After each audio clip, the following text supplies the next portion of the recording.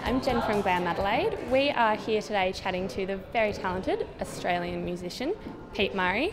Welcome to Adelaide, Pete. Yeah, it's nice to be back. You come here very often, do you? I've been here lots of times now, yeah. I've done quite a few shows and lots of times here just doing promo as well. So what sort of things do you like to do when you come down to Adelaide? Well, I actually have, one of my favourite pubs in Australia is here in Adelaide. It's the Grace Emily. And, I've seen lots of great little bands playing there, and it's always been a cool spot to go to. Whenever I come to town. I've had a couple of, actually just recently talking about a night that I had there where I actually had quite a few drinks and left my jacket, my wallet and my phone there. So yeah, it's lots of good memories at that place. I think that's called a few too many drinks. Definitely a few too many drinks, yeah. So do you head down to any wineries when you come here? Are you a bit more of a beer kind of guy? No, I actually drink rum as my drink. I'm a Queenslander, so but I've played a few wineries in the Day on the Greens. They're quite big around the country now, so I've done a few shows around in South Australia. So you were saying you like to hang out at Glenelg. Do you take your kids down there? Do you have two boys? Yes, I have. Yeah, Charlie is 7.5. He turns 8 on New Year's Eve, so it's going to be some monster birthday parties for him in the future, I think. And Pedro's just turned 4 recently.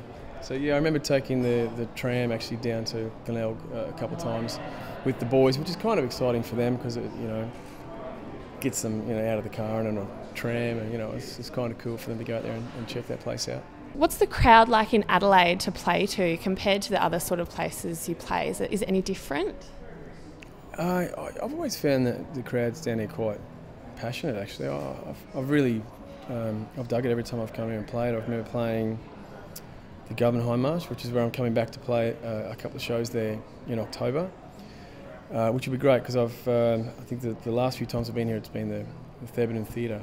Also played the University, and crowds are just a lot of fun, and especially the Thebby's it's a great spot, great venue, and there's been some pretty amazing gigs there, lots of fun. Tell me a bit more about your new album.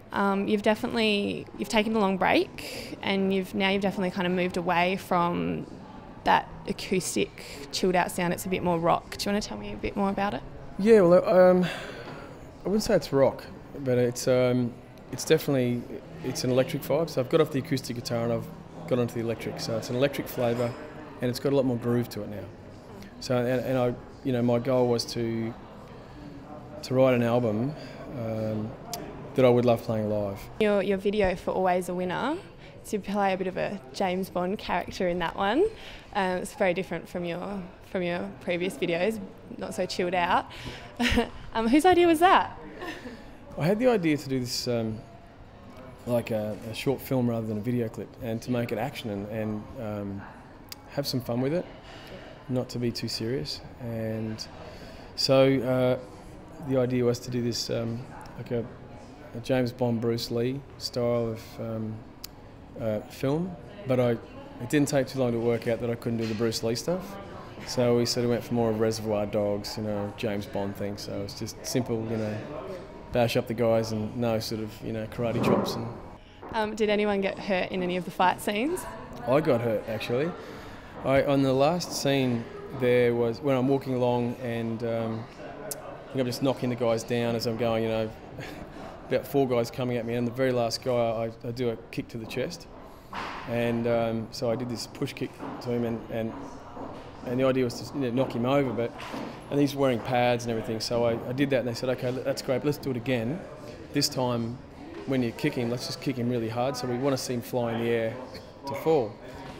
And so I said, okay, great. And I've got a bad knee from rugby years ago, and I came in and did this, push kick, and I twisted my knee, so we both basically hit and fell down. So we're both on the ground. I'm sort of sitting there going, shit, I thought the day was over, but my knee came back and it was all right, and finished the video.